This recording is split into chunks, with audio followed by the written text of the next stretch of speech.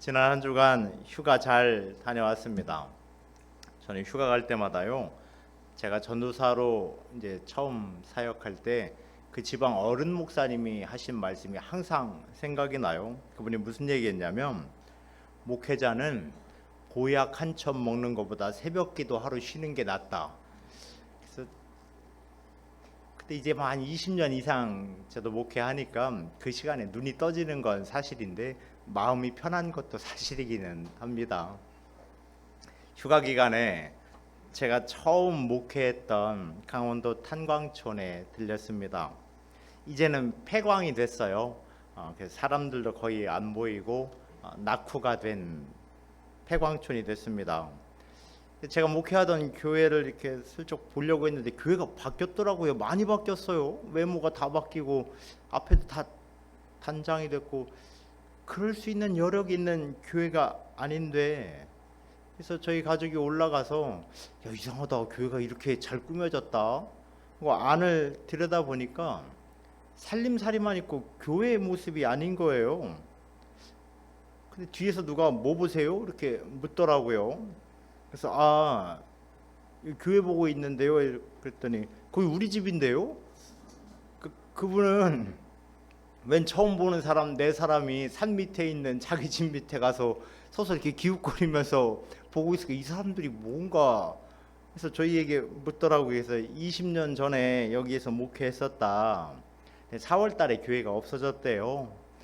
그쵸. 그때 전도한 10명 남짓 하던 교회 학교 아이들도 이제 30대 중후반이 돼서 지역을 떠났겠죠. 그 지역에서 이제 뭐 살림을 유지할 수 없는 지경이 됐으니까요.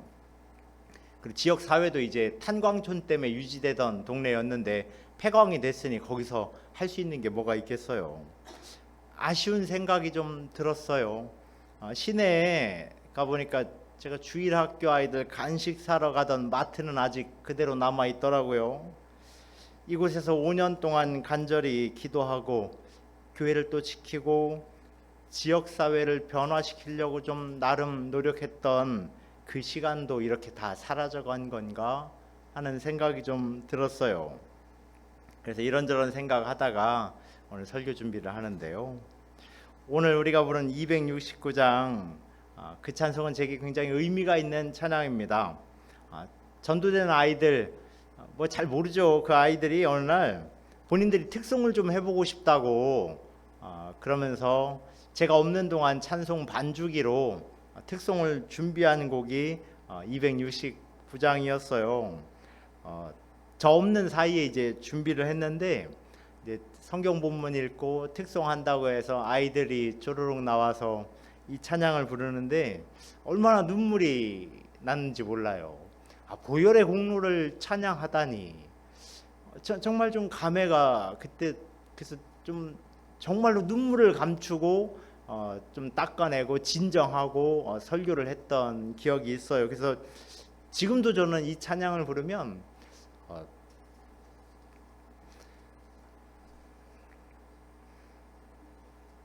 그날의 어떤 감동들, 그치, 우리는 다 누가 누구를 바꿔, 우리는 다 보혈의 공로가 아니면 아무 소용없는 인생들인데 누가 뭘 했다고 내세울 수 있을까? 좀 그런 생각이 좀 지금도 좀 제게 좀 그런 생각이 듭니다.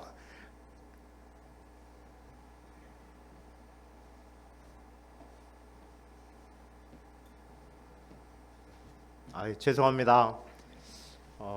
근데 이런 얘기도 있어요. 설교 중에 목회자가 눈물을 흘리면 그 교회에선 쫓겨날 일이 없다는 얘기도 있어요.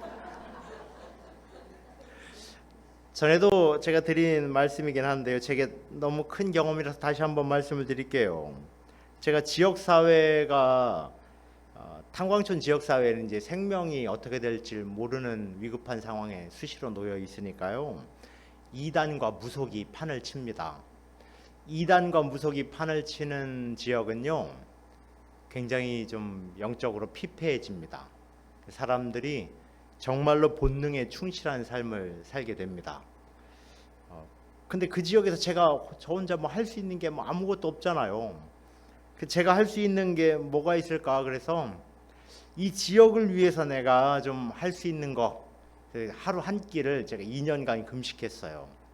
그리고 밤 12시가 되면 이제 하루가 시작되면서 바뀌길 바래서 밤 12시에 나가서 2년간 그 지역을 빙글빙글 돌면서 2시간 정도 매일 기도를 했어요. 그리고 이제 들어와서 성경 읽고 묵상하고, 근데 지역 사회 뭐 아무것도 안 바뀌는 것 같아요. 오히려 그때 교회 학교 아이 어머니가 전도돼서 나와서 참 좋았는데, 어느 날 이분이 신앙 상담을 요청하더라고요. 그래서 정말 좋았어요. 신앙 상담 요청한다는 게 참 좋은 일이잖아요. 근데 상담 내용이 뭐냐면, 전사님 나 바람 피려고 하는데 어떻게 생각하시냐고.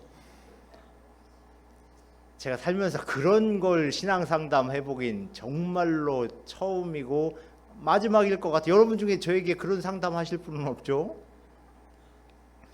그래서 하나님 제가 2년간 뭐 한 거예요? 아무것도 안 바뀌었어요. 하나님 저 그냥 헛수고만 한 것 같아요. 근데 그날 제게 이런 감동이 들었어요. 너는 변했잖아. 너는 2년 전보다 나를 더 사랑하잖아. 나는 그게 더 좋다. 휴가 기간 그 음성을 다시 끄집어냈어요. 나는 네가 나를 더 사랑하는 것이 좋다. 저 그냥 마실 다니듯이 걸어서 여기까지 온 건 아니에요. 그래서 지금은 그때보다 더 교회를 사랑하고 교인을 사랑하는 중입니다. 하나님께서 내게 가장 기뻐한 일이 지역을 바꾼 게 우선이 아니라 내가 바뀐 게 가장 우선이었다고. 하나님 저에게만 그러시는 건 아니죠. 우리 하나님은요, 단 한순간도 우리를 놓치지 않고 우리를 기억하고 계십니다. 동성가족 여러분 힘내세요. 하나님은 우리 편이십니다. 저는 어린 시절 교회가 너무 좋았어요. 교회만 가면 너무 편안했고요. 말수가 거의 없으신 근엄하신 목사님이었는데 그 목사님을 먼 발치에서 보기만 해도 좋고 힘이 났어요. 때로는 예배당에 그냥 혼자 가만히 앉아만 있어도 좋은 적도 있었어요. 그러다가 단 한 번 목사님 설교가 이상하다라고 생각된 때가 있었어요. 언제냐면 제가 길을 가는데 누가 내가 교회 전도사인데 나하고 함께 성경에 관한 얘기를 들어보지 않겠냐, 그 말에 오케이 가서 들었는데 그 얘기를 듣고 나서 우리 목사님 설교는 틀렸고 그분 말이 맞았다라는 생각이 들었어요. 제 친구 한 명까지 같이 가서 같이 들었어요. 근데 거기에서 신신당부하기를 아직 말씀이 온전한 게 아니니까 이 얘기를 다른 누군가에게 하지 마라. 그래서 안 했는데 제 친구가 말 안 듣고 얘기했어요. 그 어머니한테 엄마 신앙생활 잘못하고 있는 거라고. 그래서 그거 다 교회에 알게 돼갖고 저하고 그 친구하고 끌려가서 목사님 앞에 손 들고 무릎 꿇고 성경 공부한 적이 있습니다. 구원파였어요. 그 전도사는 그때 그렇게 좋은 목사님이었는데 이상한 물 잠깐 먹고 나니까 목사님이 싫어지고 목사님 말씀이 별거 귀 안 들어오고, 야, 미혹해하는 영이라는 게 실제로 존재하는구나. 그때 알았어요. 저는요, 찬양도 좋고 예배도 좋고 분방 공부도 좋고 교회에서 하는 건 율동 빼고는 다 좋았어요. 저는 율동을 못 하거든요. 당시 사회는 뭐라고 할까요? 80년 초반 초중반 우리나라 사회가 낭만의 시대라고도 하지만 야만의 시대라고도 부르죠. 기억들 나실 거예요. 거친 분위기였어요. 동네 형들도 그렇고 학교도 그렇고 자상하고 친절함과는 좀 거리가 있는 시대였어요. 그런데 교회만 가면 좋았어요. 왜냐하면 교회는 먼저 예수 믿은 사람들이 사랑의 빚을, 내가 주님께 먼저 사랑을 받았으니 그 사랑의 빚을 갚아야지, 그래서 다른 누군가에게 손해보기를 자처한 사람들이었어요. 그래서 자상하고 따뜻하고 잘 대해주고, 그래서 밖에서는 무서운 형인데 교회만 가면 천사 같은 형도 실제로 있었어요. 그 형은 교회에서만 만나는 게 우리가 다 얼마나 잘해야, 그 형을 진짜 밖에서 만나면 큰일 날 뻔했다, 이런 형도 실제로 있었어요. 뭐 득되는 것도 아닌데 예수 먼저 믿었다고 그렇게 낮아지고 헌신하고 섬기던 그분들 덕에 우리나라 교회가 부흥한 거예요. 그렇게 손해보는 분들 때문에, 예수님 때문에 나는 손해보겠다, 예수님 때문에 나는 한 번 더 참겠다, 예수님 때문에 나는 이게 좋다라고 했던 사람들 때문에 90년대 우리나라는 세계 유례 없는 부흥의 시대를 맞이하는 거예요. 저는 왜 국민학교 2학년 때 장래 희망을 목회자가 된다고 했는지 모르겠어요. 근데 그때 저를 다시 만난다면 잘했다고 해줄 거예요. 이후 목회하면서 또 신학 공부하면서 상처도 많이 받았지만 그 사이에 이루 말할 수 없는 하나님의 사랑을 받았고 알았고 또 교인 사랑도 받았으니까요. 제 인생에서 가장 잘한 선택이에요. 왜냐하면 때로는 이 그날의 고백이 내게 굴레가 되어 나는 이렇게 살고 있는 걸까? 나는 그래서 꼭 참아야 하는 걸까? 나는 꼭 아픔이 내 몫이어야만 할까? 나는 왜 이때 그냥 그럴 수밖에 없을까? 이랬던 날도 있습니다. 더 이상 사역을 못하게 돼서 온갖 굴레가 저에게 다 씌어진 순간도 있었어요. 그래서 남몰래 저녁에 2시간 거리에 있던 지역이었는데요. 제가 다니던 신학교에 가서 자판기 커피 한 잔 뽑아서 벤치에 앉아 있는데 환상이라고 하면 환상이죠. 제 옆에 예수님이 같이 앉아 계신 거예요.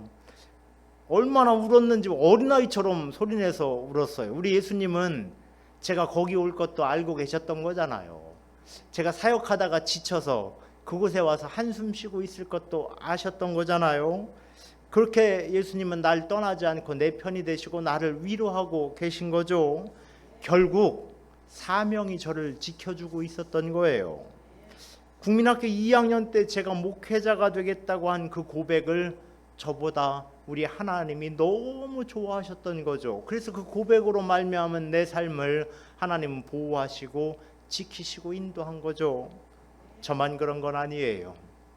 우리가 예수 믿은 순간 우리 하나님은 내 인생의 주인 되어주시고 내 편이 되어주시고 나의 길동무가 되어주시고 나의 위로자가 되어주시고 나의 의로운 재판관이 되어주셔서 세상이 나를 향해 어떤 말을 하더라도 그게 정답이 아니라고, 내가 주는 말이 정답이라고, 그런 거에 흔들리지 말라고, 그런 데에 가치를 두지 말라고, 내 말이 정답이라고 계속해서 우리에게 예수 믿은 그 순간부터 너는 의인이라고, 함부로 평가받지 말라고 말씀하고 역사하시는 중입니다.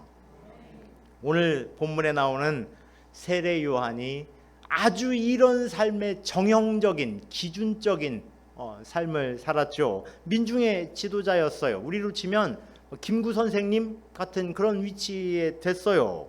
근데 그분은 예수님이 좋았대요. 자신의 모든 걸 그래서 예수님께 다 드렸어요. 자신은 예수님의 신발끈도 못 묶겠다. 이건 신발끈은 종이 묶는 거거든요. 그걸 못 먹겠다는 건 나는 종의 종도 아니다 이 얘기예요. 예수님의 종이면 좋겠는데 그 종의 종도 못 된다, 이렇게까지 과할 정도로 예수님에 대해서 표현했어요. 그러자 세례 요한도 제자들이 있었어요.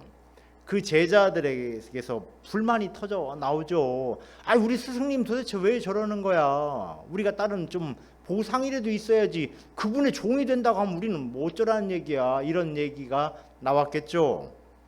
세례 요한이 감옥에 갇히자 세례 요한에게 찾아와서 이렇게 된다고 막 얘기하니까 예수님에게 가보라. 세례 요한이 예수님 제자들을 예수님께 보내요. 그래서 제자들이 와서 오실 그이가 당신이 맞습니까? 뭐 이런 얘기를 예수님께 따져 묻는 장면이 기록되어 있습니다. 그랬더니 예수님께서 뭐라고 말씀하시냐면 말라기에 예언된 주의 길을 예비하는 사명을 너의 스승이 감당하고 있다. 그리고 인생 중에 세례 요한보다 큰 자는 없다. 너희는 도대체 뭘 보려고 왔느냐? 그러니까 미련하다 그 얘기예요. 너희 스승의 삶을 보고도 그렇게밖에 물을 수가 없느냐? 그동안 세례 요한의 제자들은요, 우리 스승님이 쌓아놓은 업적을 예수님이 가로챘다고 생각했는데 예수님은 반대로 말씀하시는 거예요. 가로챈 게 아니라 그게 세례 요한의 사역이었고 그 일로 말미암아 세례 요한은 이 땅에서 가장 큰 사람이라고 칭찬받을 만한 삶을 살았다. 자, 예비된 거 했다고 그냥 예수님 할 거 했으니까 된 거야. 교인의 의무니까 된 거야.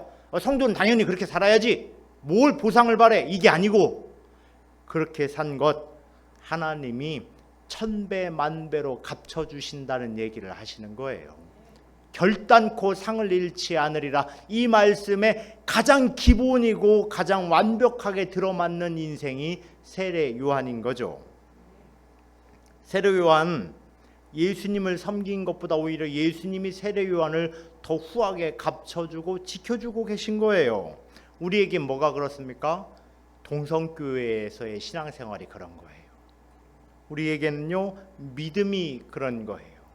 우리가 이렇게 교회를 지키고 교회를 섬기고 우리의 믿음을 귀하게 여기고 살지만 그게 우리의 어떤 수고와 노력으로 끝나는 것이 아니라 그보다 천배 만배 더한 것으로 우리 하나님은 되갚아 주신다는 거예요.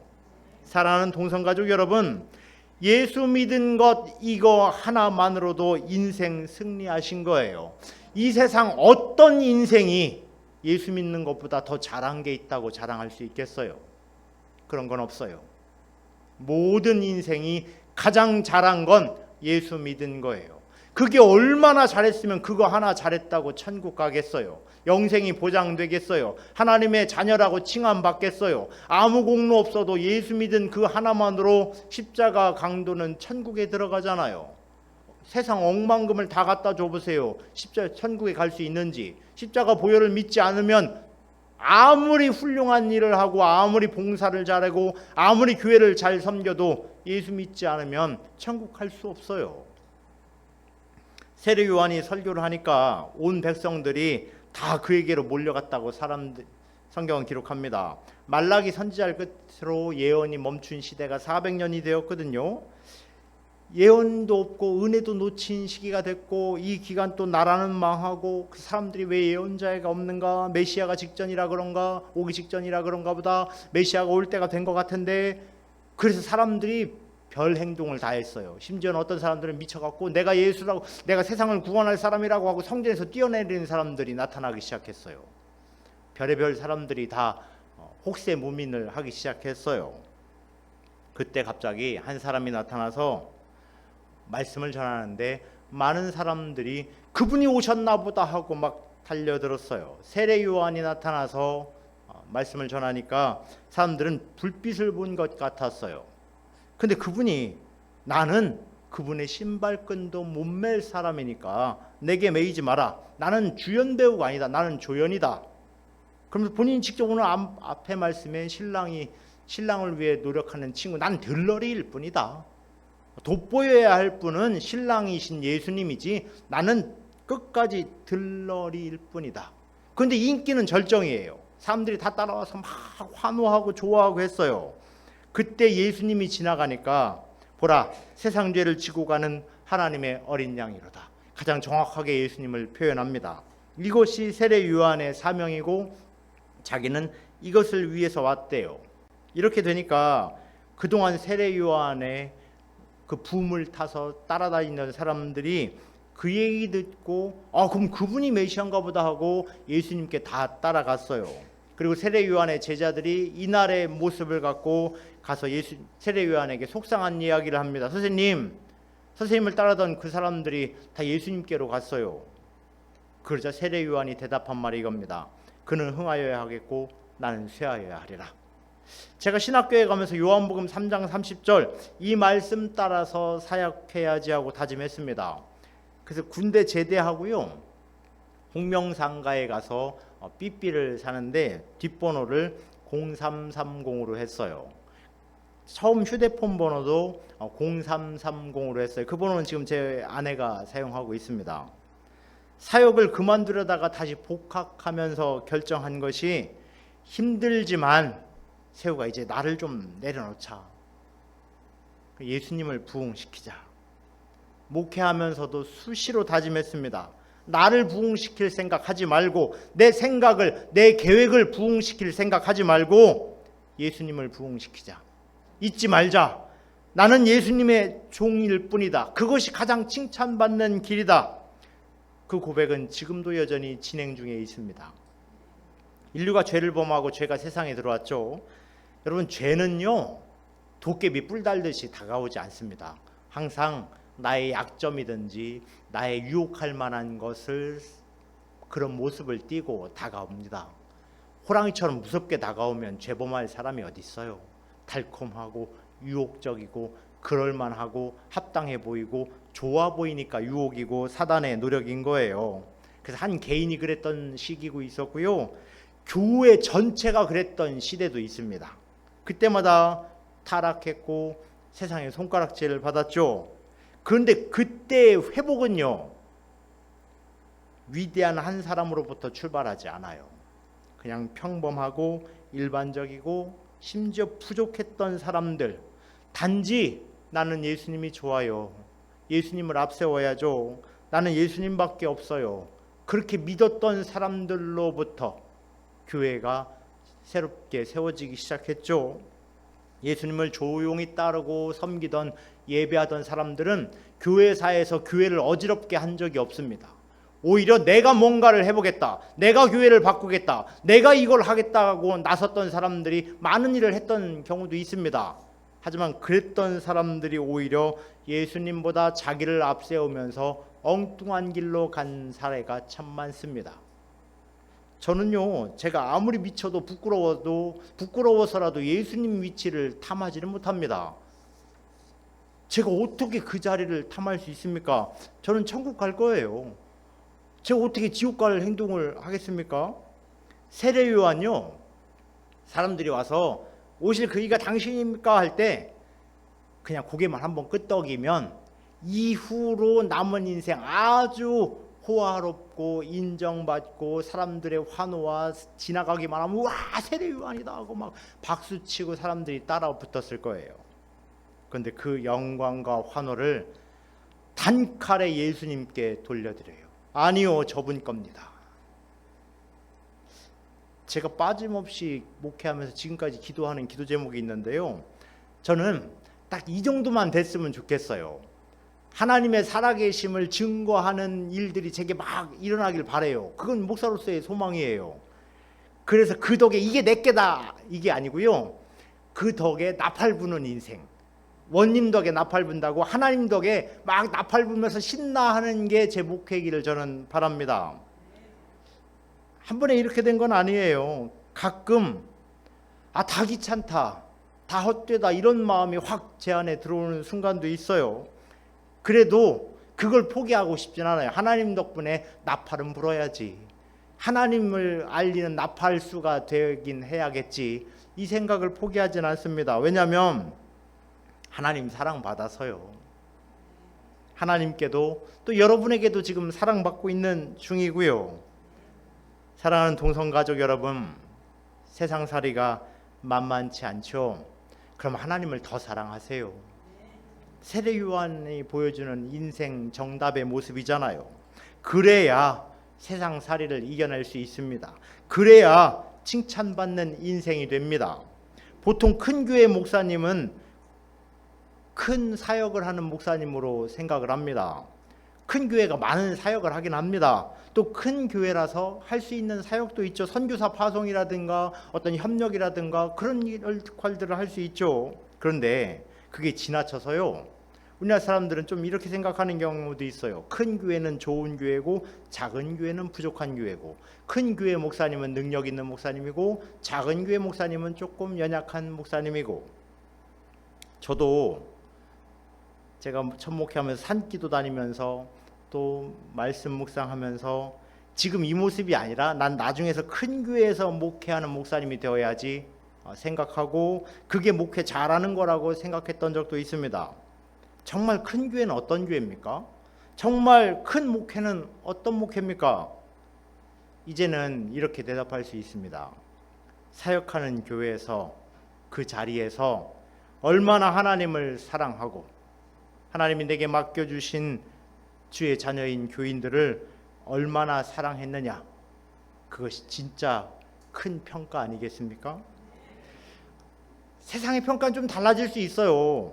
여러분, 무성영화의 천재 찰리 채플린이라고 하는 사람 알죠? 우스꽝스럽게 지팡이 돌리면서 나오는 그분이요.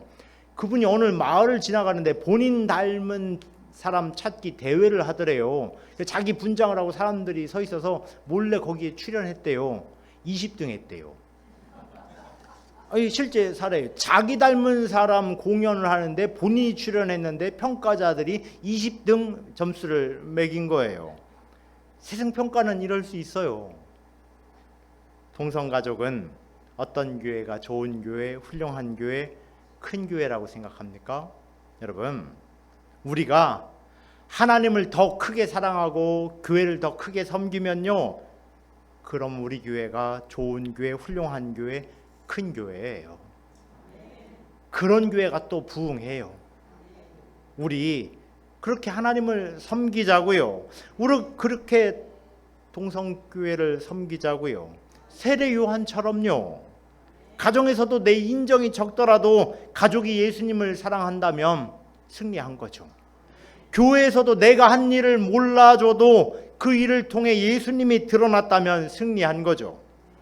직장에서도 나를 통해 예수님의 향기가 퍼졌다면 저 사람은 진짜 예수 믿는 사람이야 하고 때로는 나 위해서 좀 기도해 줄 수 있어? 그 소리 들었다면 진짜로 승리한 거죠. 동성가족 여러분, 우리는 예수님을 믿는 사람이에요. 우리는 예수님께 평가받고자 선택한 사람들이에요. 그 평가가 우리의 영원한 면류관이 됩니다. 예수님 당시 독특한 결혼 습관이 있는데요. 결혼을 앞둔 신랑이 이제 가장 믿는 친구에게 자기의 어떤 역할을 부탁해요. 그러면 그 친구가 결혼식을 준비해주고 가장 중요한 거, 결혼식이 끝나면 신부가 이제 먼저 집에 갑니다. 그럼 신부는 남편이 올 때까지 등불을 달아두고 이제 몸 단장을 하고 가장 이제 남편에게 예뻐 보이는, 지금 같이 하고는 좀 달라요.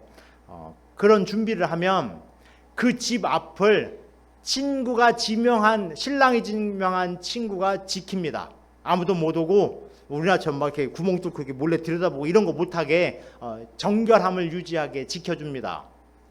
그리고 나서 친구가 이제 결혼식이 끝나고 가려고 하면 그때 당시 뭐 재밌는 일이 있겠어요? 못 가게 하는 거예요.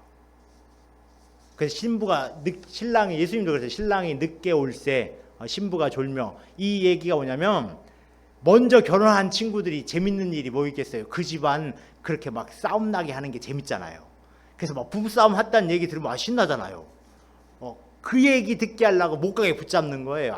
여기 좋은 포도주가 있는데 이거 먹고 가야지, 내 잔은 안 받아, 막 이러면서 서로 옥신각신하고, 그러다가 이제 신랑이 늦게 오면 올수록 신랑 친구는 야, 쟤들은 놀고 먹는데 난 하루 종일 이게 뭐 하는 거냐 불평하지 않고, 신랑이 나타나자마자 축하한다, 잘했다, 결혼생활 행복해라, 이렇게 하는 친구가 신랑이 지명한 친구예요. 세례 요한이 내가 그 역할이다 얘기한 거예요. 저희 동기는 결혼식 할 때 이제 다 결혼해서 뭐 그럴 일이 없는데 부케를 던지잖아요. 그러면 신부 친구가 나와서 봤는데 그때 부르는 찬송이 있어요. 누가 시작했는지 모르겠는데 496장 찬송인데, 이게 복음 전하자는 찬송인데 결혼식에서 부르면 조금 그래요. 저도 신나게 불렀는데 동기들이 제 결혼식에 그걸 부르니까 참 무슨 찬송인가, 제가 앞절만 조금 부를 테니까 오해하지 말고 들으세요. 새벽부터 우리 사랑함으로써 저녁까지 씨를 뿌려봅시다.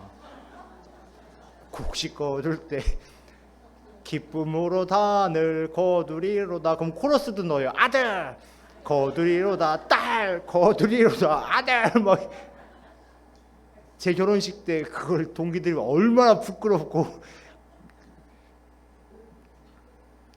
신랑의 친구의 사명은요, 그날 주인공 신랑이 안심하고 피로연에 참여하고 손님 대접을 하고 또 그걸 잘했다고 기뻐하는 역할이, 이게 세례 요한의 삶이었고요, 이게 교회의 사역이고요, 이게 성도의 삶이에요.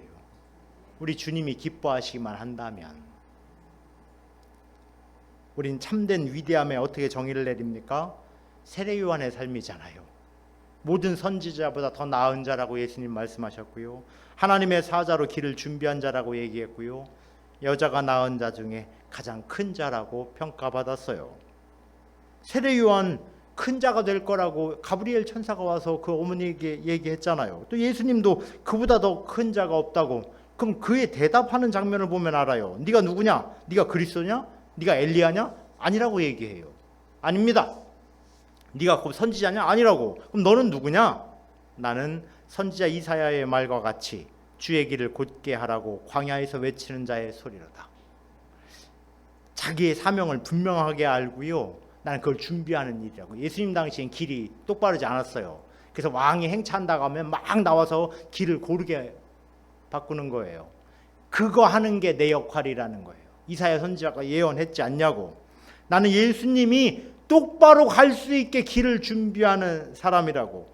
우리도 그렇죠.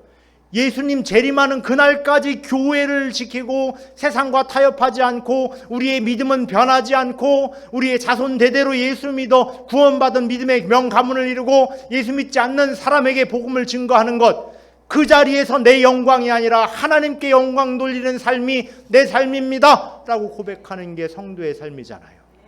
그렇다고 우리 주님이 몰라주는 게 아니라잖아요. 여자가 낳은 자 중에 가장 큰 자라고. 이후로 세례 요한의 사역은 점점 줄어들고 순교하시는 길을 택하죠. 예수님 말씀도 내가 온 것을 기억하라. 난 섬김받으러 온 것이 아니라 섬기고 나의 목숨을 많은 사람의 대속물로 주려 합니다. 그러자 그 얘기 듣고 제자들이 진짜였네, 그냥 겸손함으로 하신 말씀이 아니었네 하고 예수님 잡혀가니까 다 도망갔어요.